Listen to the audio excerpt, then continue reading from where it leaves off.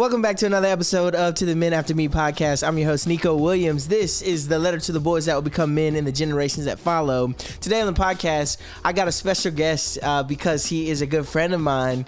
And this weekend in particular, he is getting married. We are excited. That is happening. Say hello to the people. Alamide. Hello, people. That's all I have. Alamide, can you share with the podcast how we met, how we came to be friends in the way that we did? That's actually...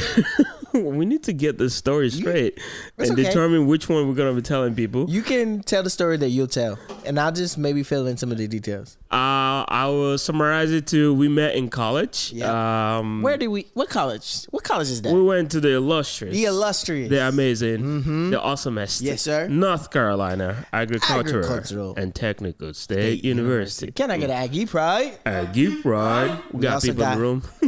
We got some of the groomsmen in the room as well. Yes, indeed. It's such a beautiful thing because I know you're going to tell the story in just a second, but it's a beautiful thing because when I got married, many of the men from our college days were in the wedding as groomsmen, and now I get to be your groomsman, which is such a really full circle moment. Yeah, it's very special, and even going back to when we met in college, I think we met. My remembrance of it is we actually met in the cafeteria. I remember I was hanging out with Isaac and a few others, and you walked by. They're like, "That's Neeko." I was like, "Yeah, Neeko." You know what's crazy? As we're telling stories about how we figured out how we knew each other. Yeah. You know who's the connector? This man Isaac. That's it. Isaac, come over here for a second. That's the guy. Isaac, come over here. Show your face on the camera. Now. Come on now. Isaac. Come on, bro. Come and say hello for He's 2 waving seconds. without being on the camera. Just for 2 seconds. Hey, Isaac. And that's Isaac, everybody. Y'all see his hair game? Yeah. Wait, Isaac, where you going? Come back. Come on. Come back real quick. Because you're in the room. It just happens, you know? Isaac, man, how does it feel to know that, like, you are the reason behind a lot of the connections? For real. Just talk for a second. I don't know if I would say I am the reason, but I do think God orchestrates things and uses people, places, and it's cool to see him do his work. Good answer. Well said. A lot of the relationships in this room. Yes. Now that I'm thinking about it. Was still that connection. And it's funny because Isaac is not who you think of as like the relational connecting person. Right. Because he's just like in the corner, kind of observing. And now, like all of us are in this room now. Right. About to celebrate your wedding. Through that connection. Yeah. Anyway, so we're in the cafeteria. So we're in the cafeteria. I think I met you briefly. I was informed that you're a theater student. I was like, oh, that's cool. I think you were probably the first theater student maybe I met on campus at the time. Yeah. Anyways, I think then there was another block party on campus, and I happened to run into you on that day, and you were also going to your dorm because I was there, but I didn't know what to do. And remember, we were talking about this previously. I was in the state for like a year and some change. Yeah. So I didn't know what to do at a block party. I love the music. We're quite unfamiliar, let's put it mildly. So pause for a second. You were saying you had been in America for just over a year. Where were you coming from? I was born and raised in Nigeria. So you're from Nigeria? Yes. Tell me a little bit about the culture shock or the differences in life in Nigeria versus life in America. And then I bet it multiplies like 1,000 when you get to a college campus.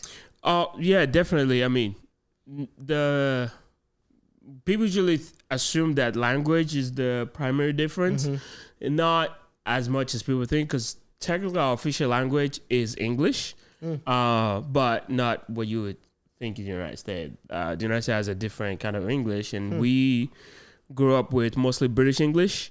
However, then given that we didn't want to get stuck with British English, we added our own mix to all of it. So tell me about British English. I think this is the first time I'm understanding. Really? Yeah, like what do you mean by the differences between British English and like American English? You can think of it like with words. So you can think like there's a truck outside, right? Yeah. That's why Americans we call it lorry, Lorry. Oh. Yeah. So kind of like an elevator is lift. Yeah, exactly. Gotcha. Then also like something like parking lot, called a car park. Right. So you have those kind of differences, and the thing with it, like then the definitions also like matters based on the word or whatever context is being used. Yeah. So you have that. Now, on top of that, Nigeria has over 250 languages, like last time I checked.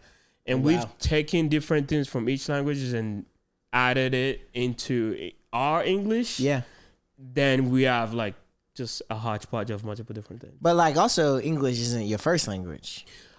It's hard for me to say that it is my first language or not, because like I did grow up speaking English. Okay. But not as often as I am right now, or fluently as I do nowadays. Now, when your brother just dropped you off at our Airbnb here, y'all was speaking another language. What language was that? Yoruba. Tell me, would you share a little bit of Yoruba? Maybe you could say, my name's Alamide and I'm getting married on Friday to the most lovely bride. Oh man, you making it a bit complicated. I'll do my best. So orúkọ mi ni Olamide. Mo ń ṣègbéyàwó ní ọ̀la. Mo dẹ̀ fẹ́. It's hard to say my lovely bride. That's the other thing. Some things don't transfer away. But hopefully that's it. That is incredible. I always love when a person can speak a different language. It's just one of those things that like, that is something I cannot do. And like me and Candace, we were practicing Spanish. But I cannot speak another language fluently. So it's like really cool to see somebody else do something that like I really can't do. I don't have any concept for. Yeah. I wish when I think about it, I did mention like we have over 250 languages, but I only want to know one of them. There's a part of me that also wish to be able to speak more. I actually ran into a guy at work the other day that happened to speak 5 languages. Wow. And like I heard a joke the other day. It says, what do you call a person who speaks 4 languages? A polyglot. What do you call somebody who speaks 3 languages? Trilingual. What do you call somebody who speaks 2 languages? Bilingual. Yeah. What do you call somebody who speaks 1 language? Unilingual. American. So anyway. Oh my gosh. So go back to, it's about 2014. Yeah. We are at North Carolina A&T. Right. And tell me a little bit about the culture shock. Like, what were some of the... And also, y'all, you know this if you listen to the podcast. My baby boy is in the background. Best baby. He is making a little bit of noise. And he going to do that because he the baby. It's all right. Yes, so anyway, tell me a little bit about the culture shock of what it was like. Yeah, so the culture shock was like from a language perspective. But at the same time, I like to say the American language is not just words. It's also like all the expressions that you guys have grown up around for context. Like I would say it's the combination of actual English and SpongeBob and Friends and all these other movies, the little things here and there. Yeah. So half of the time I don't track what has been said because I don't have the context. I've not watched Friends, and You have now watched Friends? I have not watched Friends. And for the past 10 years, I feel like people have always been like, oh, you know, from Friends, the episode, it was like, never watched it. They're like, you never watched it? And they was like, you need to watch this. And I think I'm kind of rebelling against that. So watch it for I that reason. understand. So that's one of it. Then on top of that, North Carolina A&T is also a predominantly black college. So like, we're doing the subset of America, you also have the black culture, right? So like there was a lot of different things that was different, and which the interesting part of this culture shock also is that given that went to A&T, the skin tone is similar. Yeah, people assume that like you do know. Yeah, so that was the other thing. But So you didn't. I did not, and which I would then try to like fake it till you make it kind of deal. So like it was just like multiple layers of just trying to navigate that and the differences. Wow. Yeah. Okay, so one of the cool things about our friendship and our relationship is like it's something almost like nothing I've ever experienced before. Is we just had a select group of guys that we walked with who knew Jesus. You know, man, talk a little bit about what it was like to be with the friend group that we call Fit. Just talk a little bit about Fit. Yeah. So I guess the Fit in our case, we called it Fathers in Training. And Why was it called the Fathers in reason Training? why we're called Fathers in Training was that we had a desire to be fathers that do exhibit biblical manhood, biblical fatherhood. And the idea was to encourage each other towards that. And it was just kind of like, I don't think we were thinking too deep about it. Yeah. But the actuality turned out to be They over there laughing. The fourth member of Fit, you saw the first member was Isaac. He was the connector. The fourth member is Stefan. Stefan, come on over. come here. Come on over. now. Apparently, you had a comment. I had a comment. Wait, come on and say it to the mic. So here's the funny thing though. None of us had girlfriends at the time. But yeah, we were over here thinking about fatherhood. So it's like there was no prospects at the time. Hey, don't speak for yourself. That's fun. I mean, yeah, I was gonna say. Never mind. Anyway, But yeah, it's just funny how like we weren't really it wasn't really anyone in the picture for both of us, but we obviously see today that the Lord was faithful to because guess what else? Not only is Olamide getting married, but also are you getting married? Yes, Yes, you What are. the fuck is this on my boy? I mean, we're gonna get there. We're gonna get there. We doing that. Invite your fiance. Come on, Gabrielle. Come on, Gabby. We got a lot of people in this room. Oh, look at them. Aren't they the cutest little couple? Look at Oh my that. gosh. Say hello to the people. Hello. What's cool about this again? Fit. It's like everybody and their mama is getting married. Olamide is getting married here in June, and then Stefan's getting married in August. Yep. And then there's another friend that we went to college with. He's getting married in September.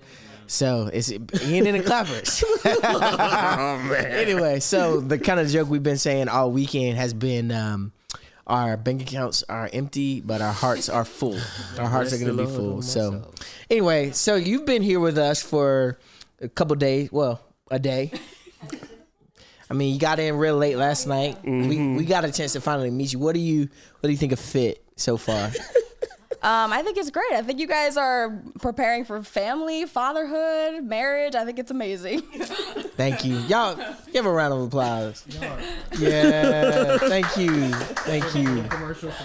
We did. I mean, we got to go back. We got to take it back. So I would say going back to Fit, like it was something we didn't think about actively, but it turned out to be one of the most, at least for me, influential just relationships that the Lord has used. I mean, every single aspect of my life I can point to how those relations, the connection from a faith perspective. Because I mean, to be a good father, like from what I'm learning, like you need to have, you either surrender to somebody or you dominate over somebody. And like from a faith perspective, faith really, the Lord used that to help me just go deeper, even learning what it's like to just be a person that is surrendered to Jesus, that truly understands relationship with Jesus. Because a lot of things transpired over the course of college, but having the brothers in my life that are in my life throughout all of it. I mean, there's so many routes I could go with every single brother in here. So one of the things is you now live in Tampa, Tampa, Florida, and one of the interesting things I think. One of those moments that changed some of your life trajectory was a summer at our church. Right. Would you talk about that just a little bit, maybe? Yeah. So we attended Mercy Hill while we were in college, and they had a summer program called City Project, which I got to be part of. Interestingly, I actually decided to do the program because of Isaac. And so I did a project also because of Isaac. So again, connections. You get some people in your life that love you and want the best for you, and make sure you get the right people involved. I bet you don't even recognize. No, so you probably don't even recognize what an impact and influence this man has had on all of our lives. One of the people in Tampa that I've got to meet, Zach with V3 Ministries, who are letting us use the equipment for today. He uses this phrase of faithful living, faithful presence. And I think that's how I would describe Isaac. It's just like by the essence of him being present and living life faithfully, like our lives changed. I'm going to tell you something. Isaac was the first young Christian I knew to let the Bible make his decisions. Yeah. Let me see how uncomfortable he's feeling right now. Yeah. Okay. I mean, like, I don't even remember what the situation was. Yeah. But something, and he just says, well, I don't know what the Bible says about that, you know? And I just was like, what are you talking about? Yeah, like, no, what are you talking about? Right. Gonna let the Bible.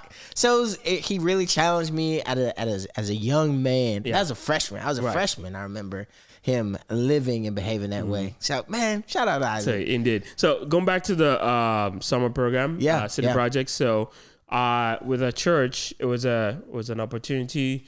And the way the Lord worked it out, my plan was actually to get a summer internship, but it didn't work out.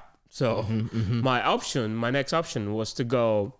It's okay. City Project also has an international perspective to it. So my doing it was not for some like faith, like Jesus reason. It was so that it would look good on my resume that I went international. That was my thought. So I was like, okay, I'll do this thing.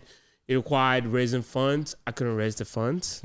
But I raised enough funds to be able to do the program, but not to go international. So as hindsight, I mean, I felt like the Lord was orchestrating love, in a sense, breaking me down. And really showing me my heart and all of that. Yeah. So I did a project. I was connected. I mean, they went over a lot of theological stuff, met a lot of people in the church. But an element of the program that was vital, to my life today, is you get to live with a family from church, a host family. And I did the stuff with the people in the City Project with me, but I didn't really connect with them. I was intentionally trying to not get close to it. Remember, context again is like I did this program to go international, so I'm disappointed because I cannot go international. So my intention was just like I was just like struggling through it. Yeah. But the host family that I live with, they just loved on me in a very intense manner. Yeah. Like I would go through the program, we do activities, I'll come home. But I just always felt relaxed at their place, felt welcomed. And the relationship just kept building over time. I mean, I still call them my spiritual parents today. Yeah. And they're here for the wedding. And, Jim will be praying over my wife and I tomorrow. Like that connection. Anyways, long story, fast forwarded. In that summer the Lord changed my life and it helped me to see that it's not about my plan. It's about his glory. Because like I said, I had a plan and the Lord intentionally like denied those plans. Yeah.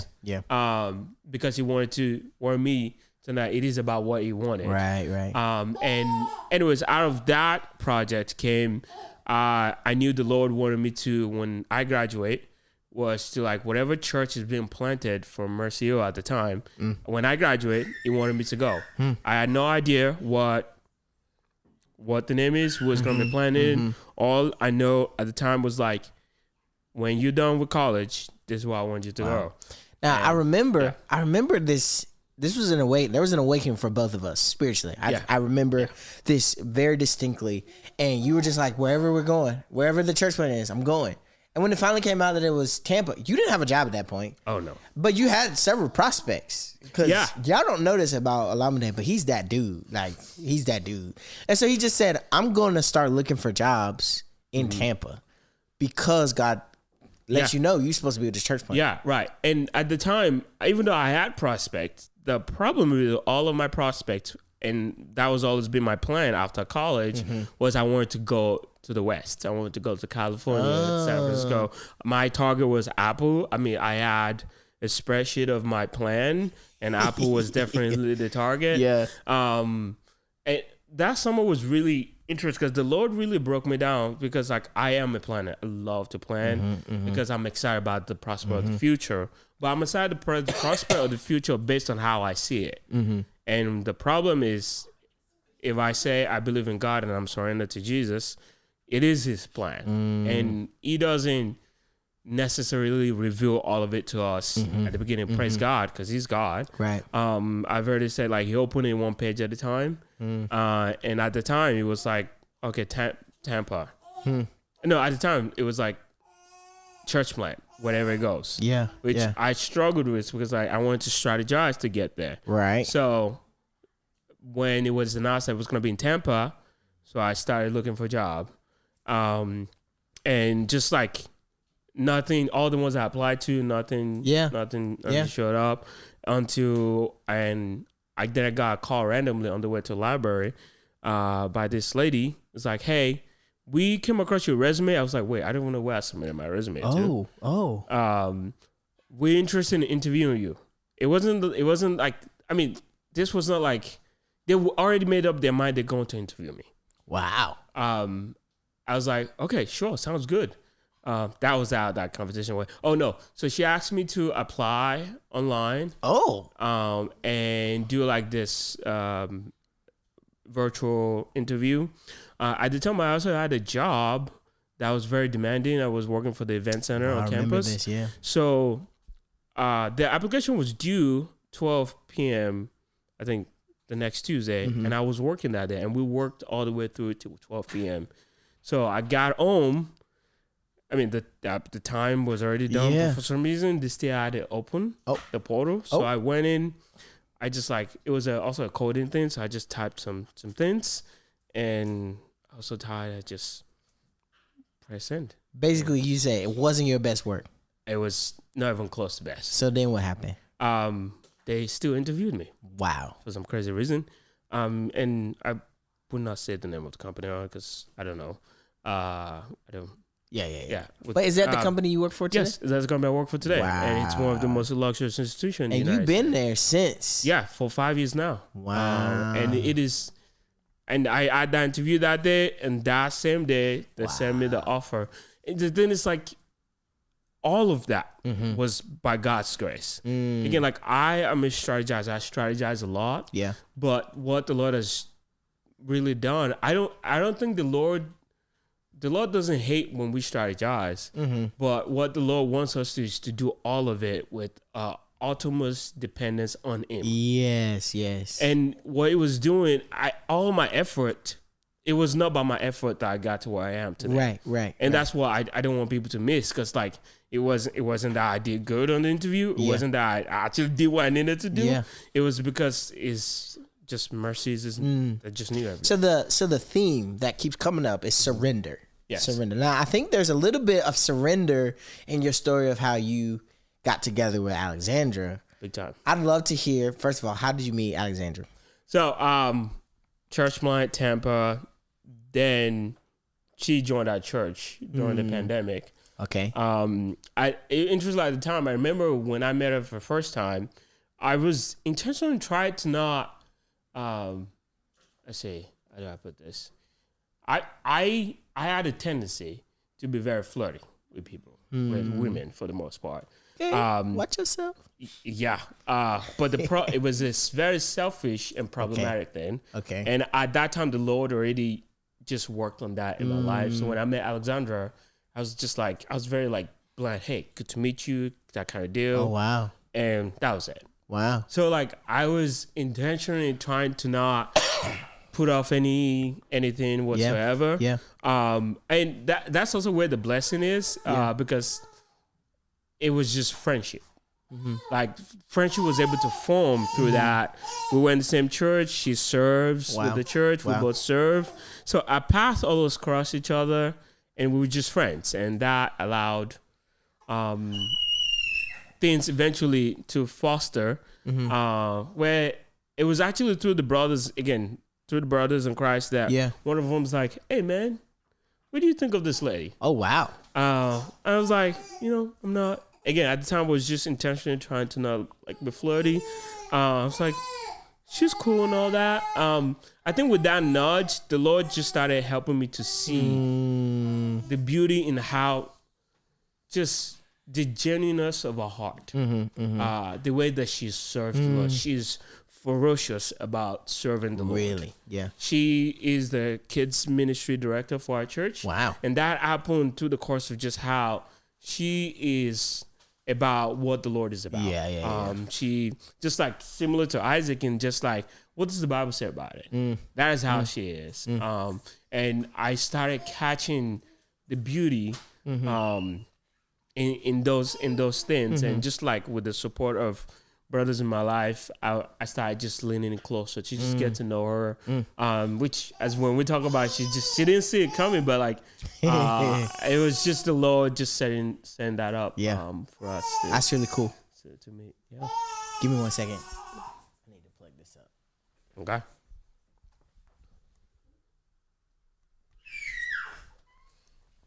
Perfect. Okay.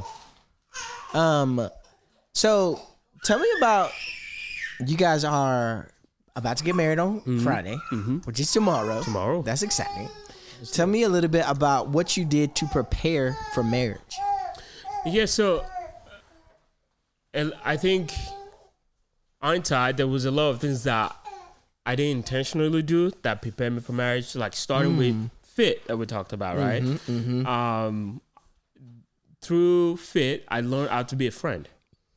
How to be a lifelong friend, which has been so helpful for us as we get to know each other. The other was also just like I said, it was helpful to date in community. I know you've talked about it on your podcast, to date in community, because like I said, like To do what in community? Date Okay. in community. Yeah. Where there were people in our life throughout the whole stage of all the relationship that were supporting us, advising us, praying for us incessantly. Actually, I just got a text from one of them, this older lady in the church that was like, that Alexandra talked to actually. And she was just saying that she's been praying for us for such a long time. Wow. So that's definitely one of those. Another that is being intentional about like growing.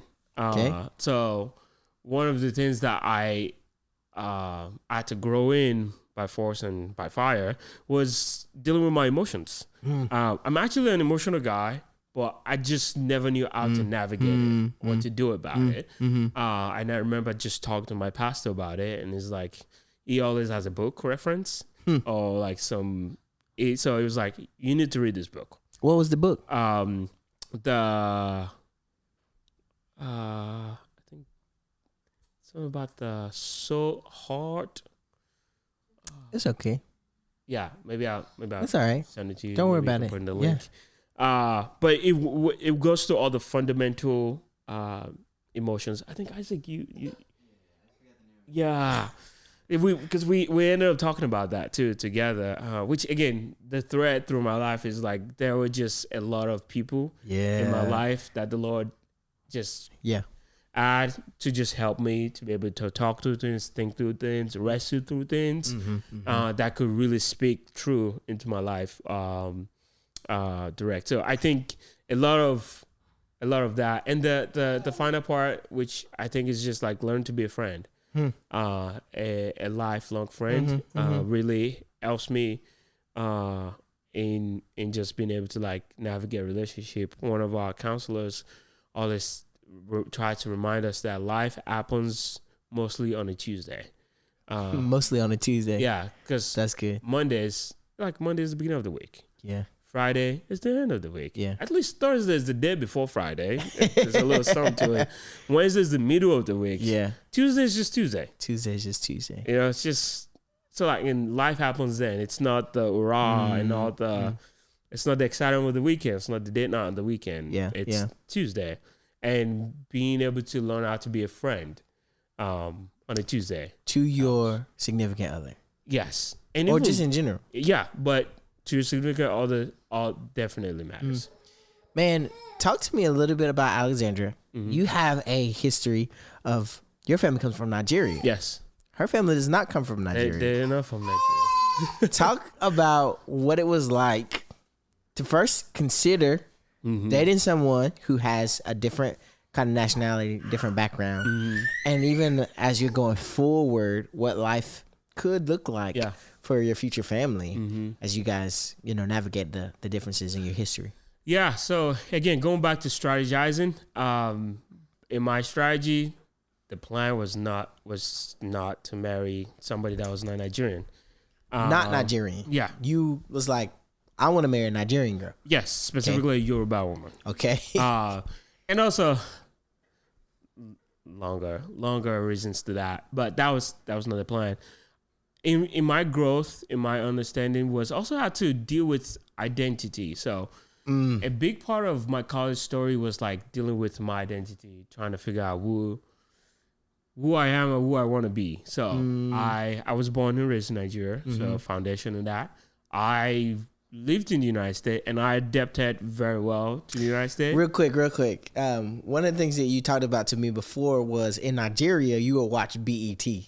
Tell me about how BET changed your perception about black people. It didn't make black people endearing to me. Let's just put it to that. Because it created a false perception of yes. I mean, out of so many routes I could go in that. Yeah. Until I got to A&T, I was like, this is different. Yes, I thought the same thing. I was like, this is not what I Bruh. expected. When I got to A&T, you get into the little circle in front of the calf, and you see skateboarders, Right. and you see these dancers, Right. and you see people like Stefan with briefcases, wearing suits, just walking by. It's just like you got all these different kinds of black people. Right. It just really changed my perception. It was a shock, which then I think, then I was like, okay, then how do I respond to this? Because then I was like, I think I want to be like them. But the problem is, what is them that I want to be like? Wow, yeah. Because like, again, I had a certain perception of That's right. what the so-called them was. That's right. So I was just trying to figure out. Then I went a different route. Wasn't me. My freshman year in college, I was actually trying to curse and all that. Like, and the problem with that is like people just laughed at me because People in this room laughing at you right now. because the problem is when I would say the F word and all that, they just think about Michael Blackson. Oh. So even though I was trying to make an emphasis, maybe like I was mad or something, Yeah. they were just laughing because it sounded like a comedy show. You know? So then it would just rile me up. You know? It make you even madder. Yes. They would they would laugh more at you. Exactly. You get more mad. So then I just struggled with like, okay, then I'm a Nigerian. I'm really adjusting to America. And my English was also getting better. So some people actually thought I've been in the United States for longer. Okay. I remember I went to Chipotle one time and I told somebody my name. And it was like, oh, how long have you been here? And I said, I've only been here for 3 years. It's like, you're lying. Oh. A fellow Nigerian, by the way. It's like, you're lying to me. Oh, okay. I thought it was joking, but it was serious. It's like, yeah, you know your English. It's not. I was like, I was offended. But that was another shock that I was like, oh, I'm also adapting Yeah. and adjusting now to a Nigerian American. Yeah. Yeah. Which then put me in a conundrum of like, well, I guess I'm an American. Then, so all of that leading up to like Alexandra, you know, and I was also worried like how my parents gonna respond. Okay, let's put this out there. Yes. Because she's not here in this room. If she was, I would have invited her on this podcast. What nationality is Alexandra? She's how do I put this? She's a white American. How about we put that? Stefan in the background talking about some American. I mean, I guess what's the other word you're supposed to use? Help him with English. She can What be hard. ethnicity? Basically, I'm just trying to bring out the fact she's not Nigerian and she's not black, and that's okay, Right. Because it's gonna be something even more beautiful. Yeah, and that's the thing. So now, like I said, I went to A&T, so I was like, you know what? I'm okay being black American. Yeah. Okay. Yeah. Then I was like, when Alexandra came into picture, and I really realized I'm very interested in this woman, and I was like, well, from a Nigerian perspective, I don't want to be that Nigerian that ends up with a white woman. Then also from a black American perspective, I don't want to be the black American. That's a real thing. That ends up with a white woman. Yeah. So like I struggle with that. Yeah. Also. Yeah. And what now now goes back to City Project. The family that I live with, they're white Americans. In that time, the Lord helped me to move from like again, the white people to like Jim and Jean. Yeah. Like people that love me dearly. And I love them. And yes. And it's the white people over there. Yeah, right. Yeah. So that's where the work started. Yeah. Inside, right? So when it came to Alexandra, then the Lord started helping me to really see like what is my identity based on? What am I basing my identity on? What about my identity makes me proud? And I am proud of all of those parts of me. I feel blessed to have so many parts of life that has contributed to me. But at the fundamental of it is I am a child of God. Right.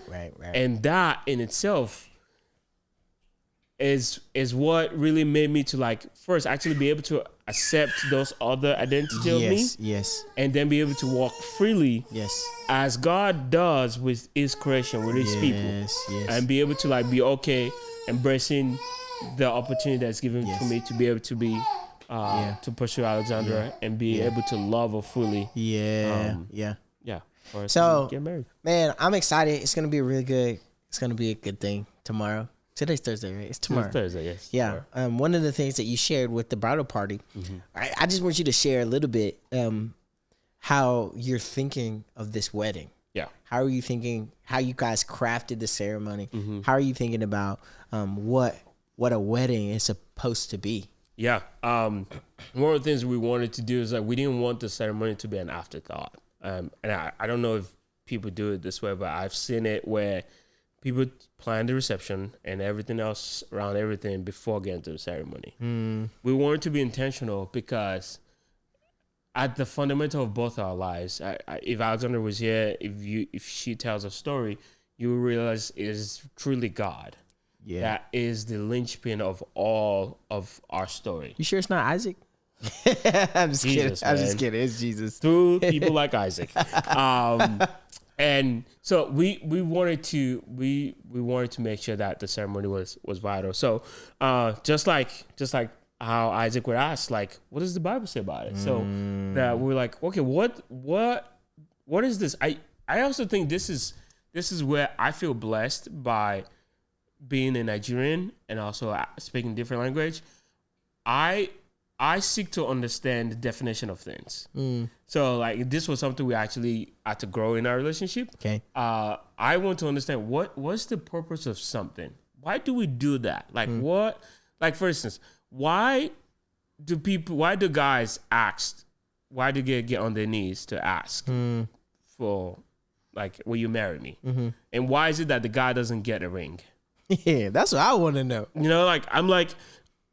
And my thing is like, I really want to know. I never understood it. So I wanted to understand like, okay, why do we do ceremony the way that we do it? Wait, did you find out why we get down on one knee? No. Okay. I've learned that some things you just gotta accept go and do for the glory of Christ. Okay. All right. So moving on. For our ceremony, we wanted to like just go in the scripture, just like where does the idea of the ceremony? So in the Bible, in the Revelation, it talks about where Jesus, right, meets his bride, which is the church. And basically, I feel like the Lord was helping us to like, with our marriage, I think... Hey, be careful with that table, because that's where the camera is. But you good.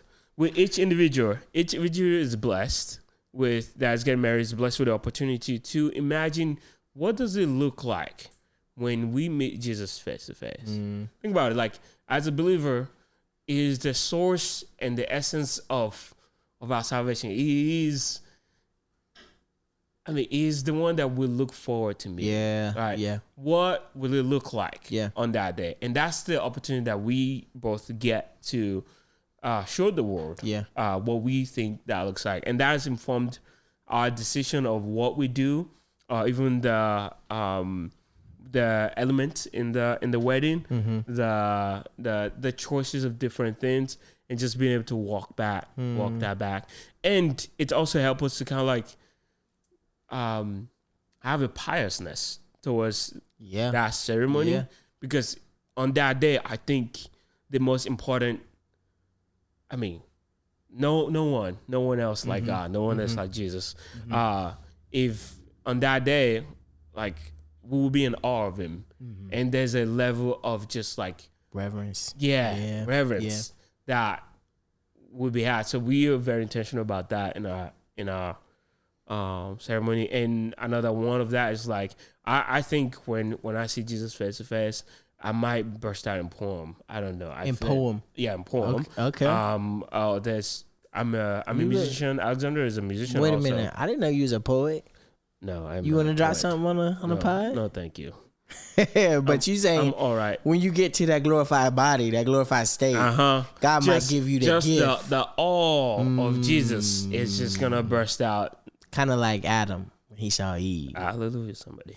Come on now. You got to preach on here. So with that's why we're having you do a spoken word in our ceremony. What are you talking about? Yeah. I'm just playing. I got you. I know you do. Oh, man. One way or the other. It's going to be a spoken word performance. So we're also going to have like an opera singer singing Our Great Thou Art. Okay. And we're also going to have an element where the congregation is going to sing the doxology. So like those came out of the heart that we have for like what would it look like on that day. Man, that's super exciting. Right. Dude, I'm excited for you. Thank It's you, going to sir. be a great day. Me and the fellas, we're going to take you out Friday night after the wedding. Everything is going to, it's going to be a good That's time. going on record right now. Yeah, me and you and the boys. Yeah. Alexandra can come if she want to, Okay. But we'll just. I'll let her know. You just let her know. We're gonna have a good time. I'll let her know. But dude, man, I wish you the best. Thank you so much, man. brother. I'm so excited to be in the line, standing there supporting you, brother. It is the honor of my life for every single individual behind me. Again, it is through God's grace. Ain't it? I think God's grace and Isaac. as I reflect, making him nervous right here. God is using you, Isaac. It's just cool. Sorry. Go ahead. As I reflect on everything, I think it's just been the overwhelming. What's been overwhelming has just been the people that the Lord has used to touch. Yeah. Like it's one thing to know Jesus in your head, it's another to experience Jesus, and I get to experience Jesus in a personal way, and also like through the people it's put in my life. Yes, Jonathan's right here. I met him in Tampa, Jonathan, and that's a brother of mine that is by God's grace. Like just like every single individual in this room, man, that's gonna be there. I've just seen God's move, His in grace, my life, through that, and it makes me excited for what He asked for Alexander and I. So, man, as we're wrapping things up, this is the letter to the boys that will become men in the generations that follow. What would you say to the next generation of young men coming up? It could be about surrender. It could be about preparing for marriage. It could be about any of those things. Yeah, I think identity. I think what I would say is like you be obsessive about Jesus. Is what I mean by that. Like you can have your attention on anything. You can be into sports. You can be into so many things. Like if there's one thing I would say, be obsessed about Jesus, because as you draw close, it will draw near, and in that is where so much life. There's a verse that says, "When Christ who is your life returns." It's somewhere. I think it's in Philippians or something. But it's just this idea of like, no, Christ is your life. Yes, right, and the outpouring of that would be relationship. Because if you're obsessed about Jesus, you will realize that is created you to be a relational person, like to be somebody that should be part of a church. Be part of people that know you. And they're known by you. That's so important. And it is not because like I want to hang out with Neeko. I actually intentionally tried to not room with you guys for most of my college days. And we ended up rooming for my 5th year at A&T. And that was a big deal. And it's through Jesus. Wait a that minute. happened. Wait a minute. Yeah. You didn't want to room with us. No. If I'm interpreting it right, because you didn't want us to see the real you, the way you Yes. live. Yes. Wow. I loved you guys, but at a distance. Because I was going through a lot of insecurities Yeah. and unsure of my identity. Man. And I just didn't want nobody to look into my mess. But here's the thing. Through Jesus, by his grace, he just orchestrated things and pushed me into that. Yeah. So Yeah. that what I would say, just be obsessed about Jesus. Be obsessed good. about his character. When you read, I spent this year in the Gospels, and just slow down to like see what did Jesus do, like what did he say, how did he respond to them, like that started creating a love for him that made me like, okay, Jesus, this is uncomfortable. Okay, I don't have a job, but I'm gonna go with a church plant. And in that is like it's done so many things in my life. So like to the man after me, like be obsessed about Jesus. That's good. That's good. Dude, man, I'm really, again, I said it already, I'm excited about what God is going to do in you, through your marriage, through you, both through you guys. And man, I'm so thankful that you've been a part of my life. Thankful that you've held me up in prayer, stood behind me as I got married. Now I get to stand behind you as you get married. So, dude, let's crush it. Let's do it, dude. Yeah, let's It's do good. it. Let's do Hey, this has been another episode of To the Men After Me podcast. I'm your host, Neeko Williams. This is the letter to the boys that will become men in the generations that follow. We'll see y'all on the next episode. Actually, you not gonna see us for a little while. This is actually a little bit of a season finale. I'm taking a little bit of a break, but that's okay. We're gonna take a break. Yeah. I'm gonna come back in about 5, 6, When the Lord 7 determines. weeks. It's gonna be a 7-week break, and then we can come back and we can get right. All right. See y'all next time. Yo. Peace.